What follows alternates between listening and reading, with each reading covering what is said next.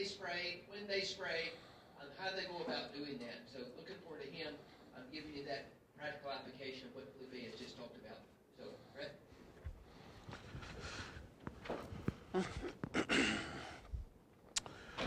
Thanks, Ray. Hopefully I don't overlap too much because I didn't have access to the first PowerPoint when I was writing my speech here, but I think a lot of this is pretty good advice. The first thing that everybody in this room, if you don't have it, go to the county extension office and get your private applicator license.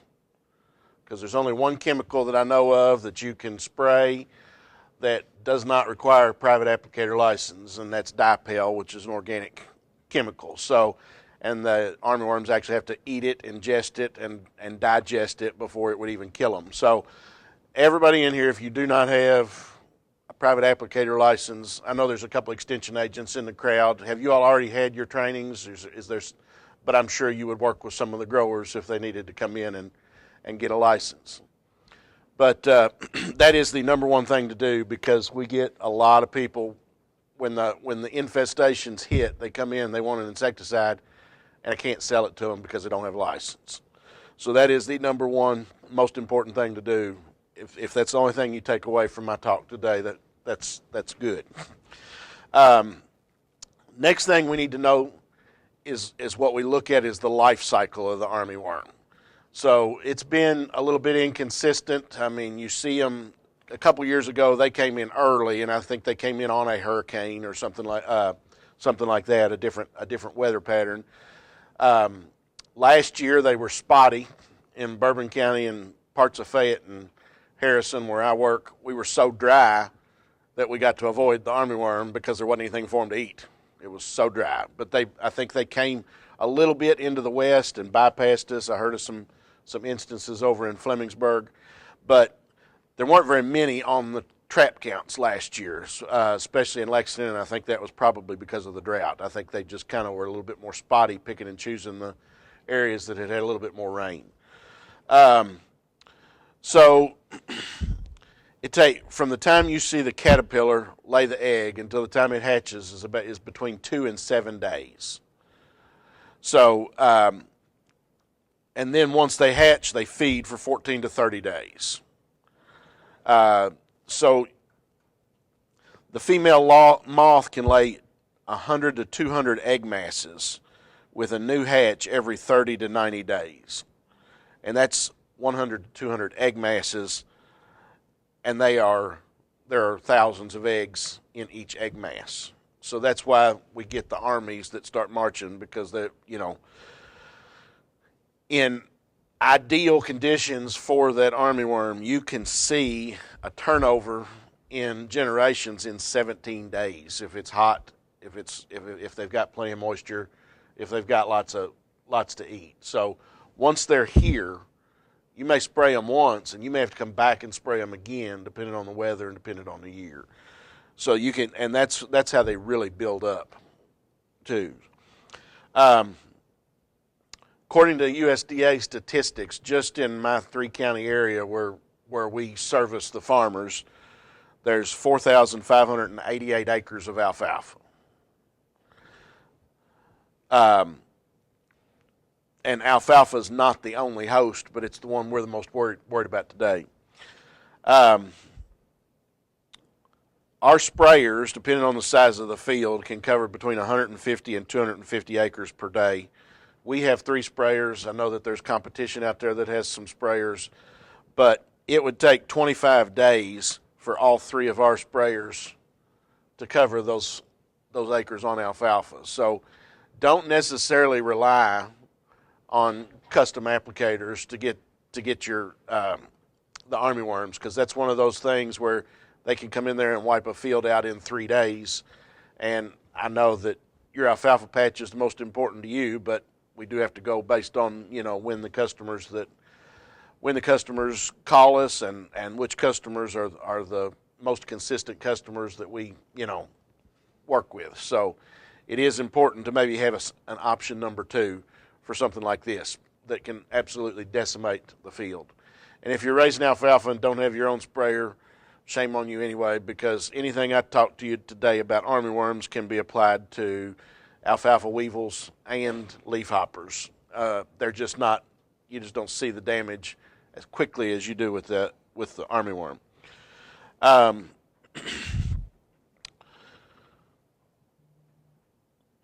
So what are some of the other options? You don't have to spend $500,000 for a, crop spray rig.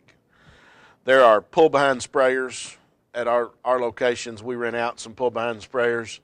I've seen a 27 horsepower Kubota pull one of these sprayers. You just have to have a PTO to run the pump. They're 300-gallon tanks. They'll cover about 10 acres in a tank load with a boomless nozzle, so you don't have to worry about knocking the nozzles off or anything like that. But those sprayers can run somewhere in the $2,000 to $5,000 range. They're very economical, not a bad idea to have, even though we do have a couple that we can rent out.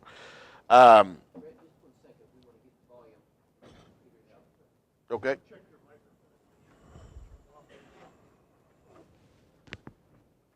This one's good.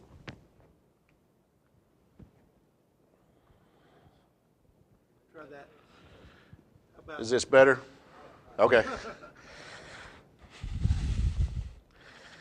So, other than the pull-behinds, I think I hit it again, didn't I? How about we just put it right there?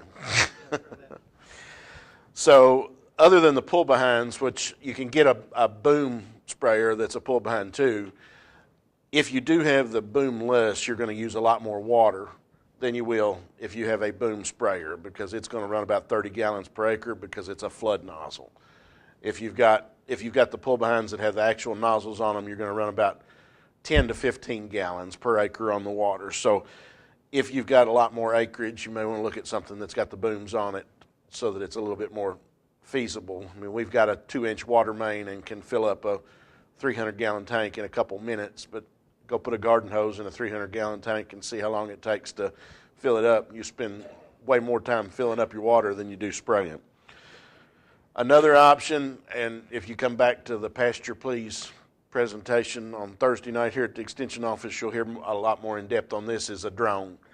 And drone applications are tricky, and I won't get into those too much, but the technology's come such a long way that they're not actually that expensive anymore. So if you've got small acreage and other things you can use it on, that a drone might be the best thing for you to eat. So Ray talked about the trap counts. I just Google Kentucky Pest News, and if you scroll down to the bottom of the page, it's got a spot where you can get the trap counts.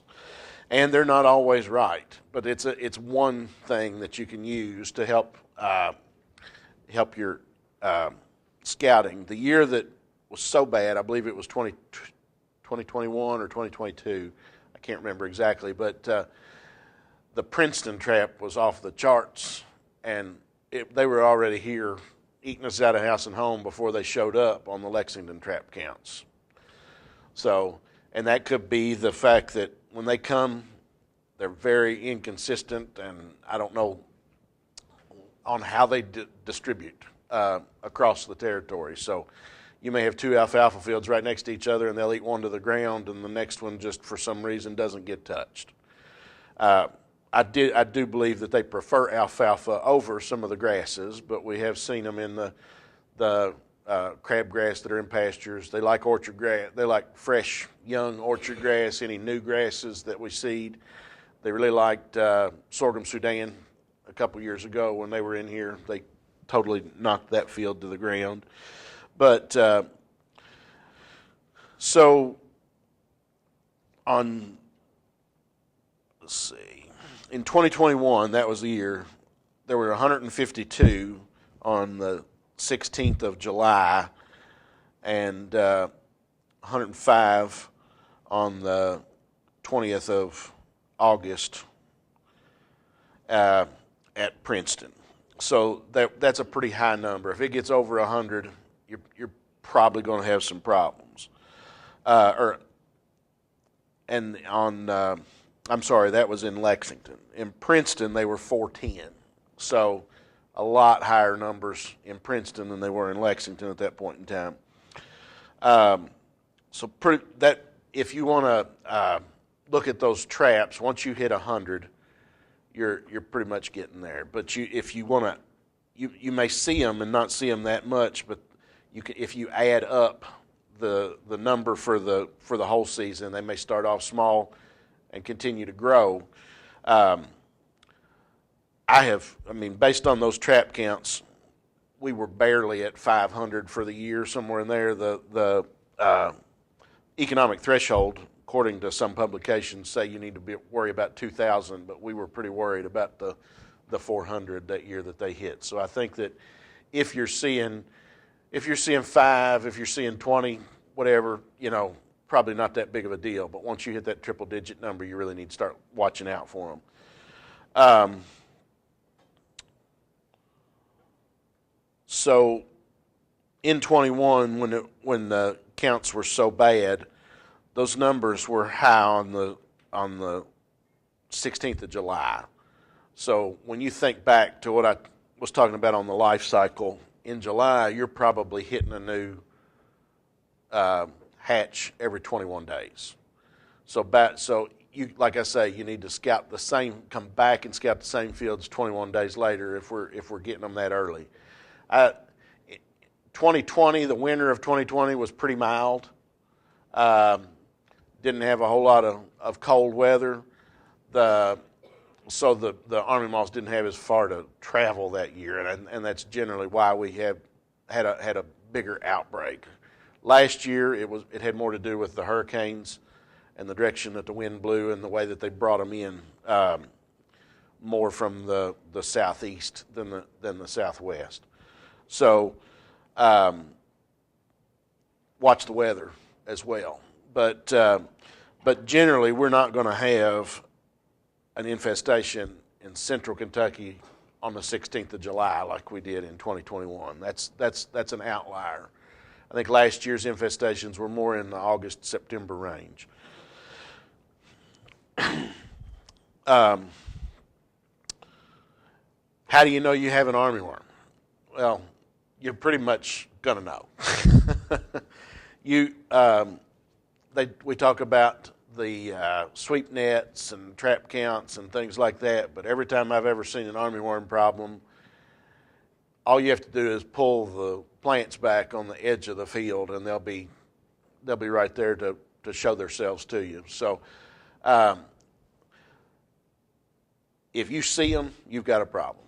It may only be a circle in a field with one egg mass that accidentally got laid there, but if you see them, you're going to have damage, and you need to be thinking about controlling them. If you see just a single worm in the field here and there, it's probably not an armyworm. It's probably a cutworm or some other type of pest, because you're going to see hundreds whenever you see them. But if you do want to identify them, there's two things that the gentleman before me talked about. You've got the Y. If you look at the head, it makes a Y. And if you look at the tail, it's got 4 distinctive spots on the back end of it. So how to scout and how to know when they'll come back. These moths lay egg masses on structures that are more like fence lines, trees, in the crevices of the bark on the trees. When they were so bad, we saw the egg masses all over the sides of the houses, sides of the barns. So what's that tell you about where to start scouting? On the edge of the field where there is structure for that moth to lay an egg. That doesn't mean that they're not going to lay it on a piece of straw out in the center of the field, or a weed that came up and got, up a little bit taller than the alfalfa plants. But scout the edges of the field first. If you've got a tree out in the center of the field, scout that single tree around it out in the middle of the field. Like I say, you're not going to need a sweep net to know if you've got a problem.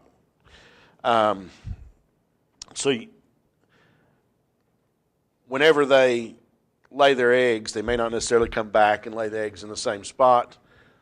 You probably, depending on which way the wind's blowing, if the wind's been blowing out of the east for a week, then you might want to check a little bit farther west, and so forth and so on. Every 21 days, continue to check, maybe even more often.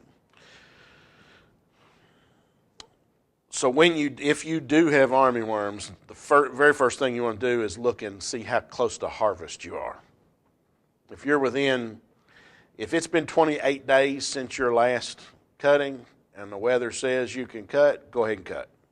That's the best thing to do, because if you spray, you're going to lengthen that time frame out because you've got restrictions. So that is the number one control right there. As long as you've had at least 28 days from the previous cutting, go ahead and cut. I think a lot of people wait too long to cut their alfalfa anyway. I mean, you get better quality when you cut it earlier, and that 28 to 32 day range is about perfect around here to help get us up to the 4 to 5 cuttings anyway. So what are your treatment options? There's several options. Number one, if anybody in here is organic or natural or just want to be preventative, Dipel is the organic, and all that is a BT, but you're going to have to be ahead of that caterpillar, because you want to catch it as soon as it's tiny. You want to make sure it's eating that poison as soon as it's hatched.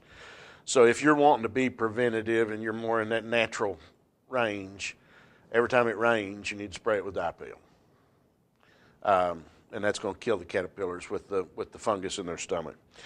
And it is 0 days restrictions. So you can spray it today, you can harvest today, or if you change your mind or whatever, you can harvest tomorrow.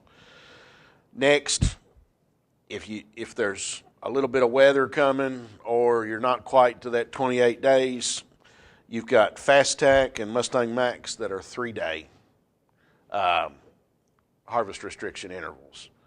Now, I think the Mustang Max did pretty good from what the trials showed.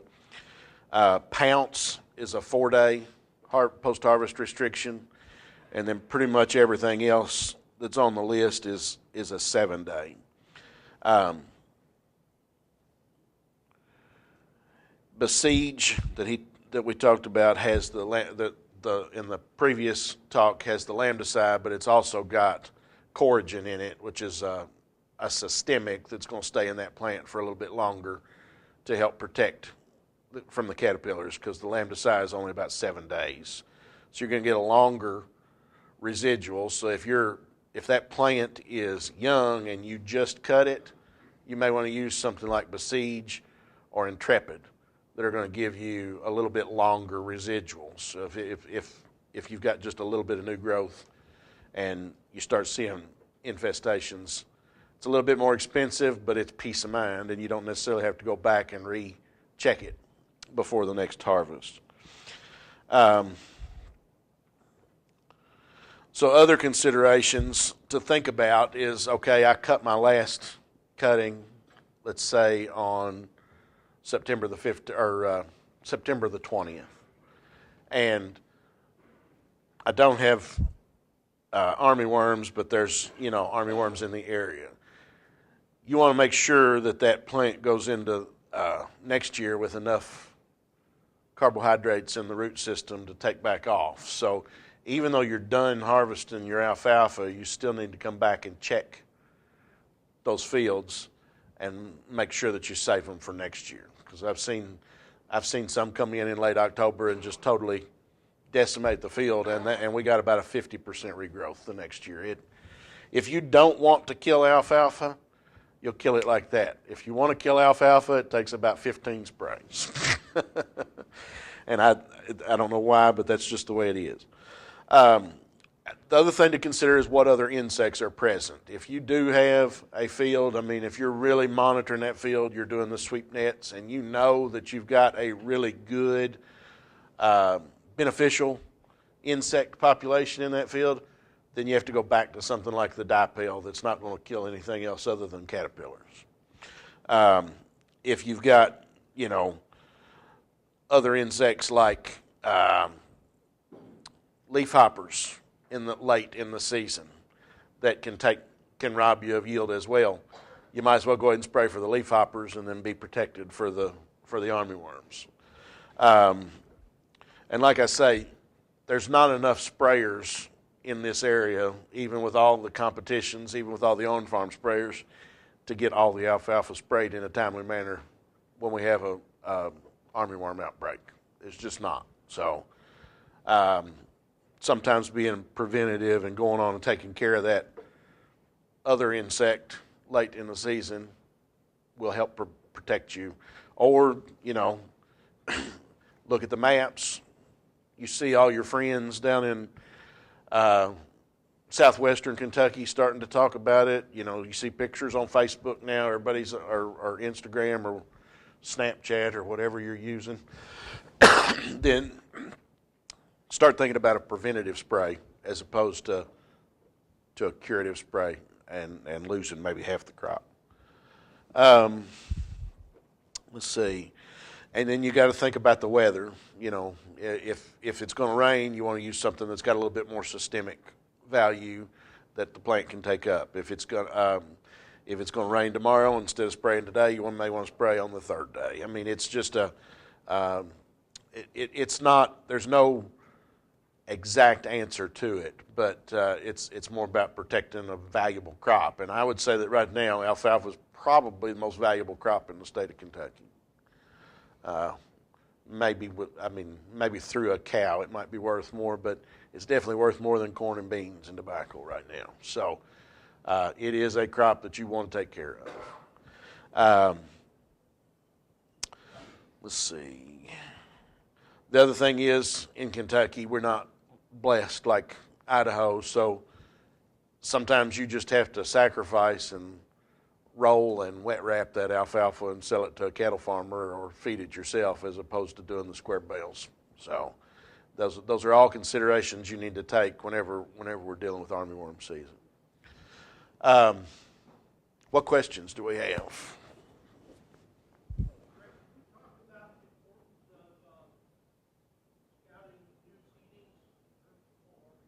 Oh yeah. Question was talk about scouting new seedings, not just alfalfa, but grasses as well. I mean, that would be one of those situations where it might not be a bad idea to do a preventative, just because you can have an armyworm come in from the middle of nowhere and it be the only one in the country, and it's there and then gone in 3 days. So if you've got new scoutings and you don't spray them with a preventative spray, you need to scout about every 3 to 5 days, or else you're going to come back and have an issue that you didn't know you had.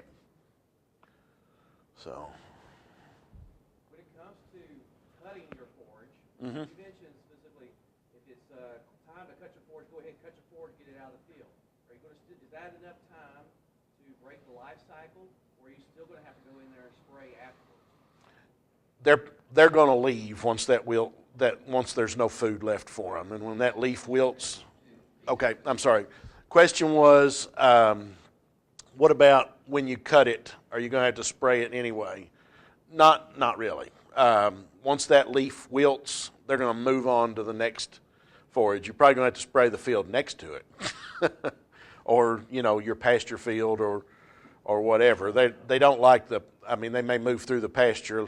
If it's fescue, they don't like it as much as they do the orchard grass, but they could get into the field next door. But no, once you've cut it and that leaf wilts, it's gone.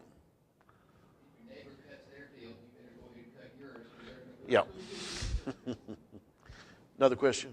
You mentioned dipel as a preventative. What other preventative options are there? So what other preventative options are there other than dipel? Well, dipel's the organic one, the only one that's like an organic and don't have to worry about restrictions. But let's see, Intrepid and Besiege are both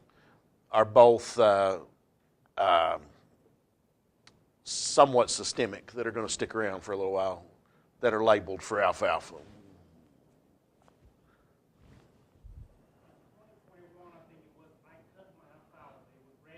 Mhm. cut it, and then there were armyworms in there. That's the first I knew of it. So I cut it, baled it. 3 days later, my field was brown.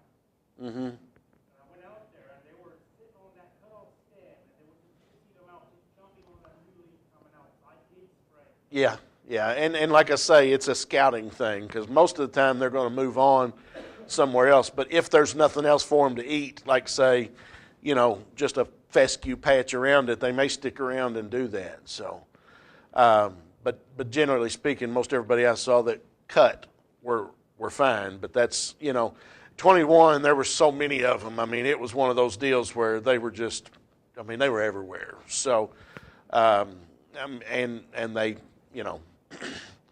may have not had enough else to eat anywhere else. So. Comment on the size of the armyworm and the The smaller the armyworm, the more efficient the insecticide is, and they're going to be tiny. I mean, maybe 2/10 of an inch whenever they hatch. Tiny little boogers. I've had people last year. I had somebody call me and say that lambdicide that wasn't effective, that it wasn't killing them. Well, they only put 8 to 10 gallons of water down. It is a contact herbicide or insecticide, and there were so many of them in the field. They were under the leaves, and they wanted to spray with something else. And by the time they figured out what another option would be for them to spray, they went back out there, and more of them were dying. So sometimes the larger ones are going to take longer to die. They're going to have to crawl up from around. And that's the other thing I forgot to mention. When you're scouting, if it's below 50 degrees, they're back down in the dirt, and you're not going to see them. And then when it warms up to 70 in the afternoon, that's when they'll come back up out of the dirt and feed a little bit more. So if it is cooler, you want to scout at the hottest time of the day.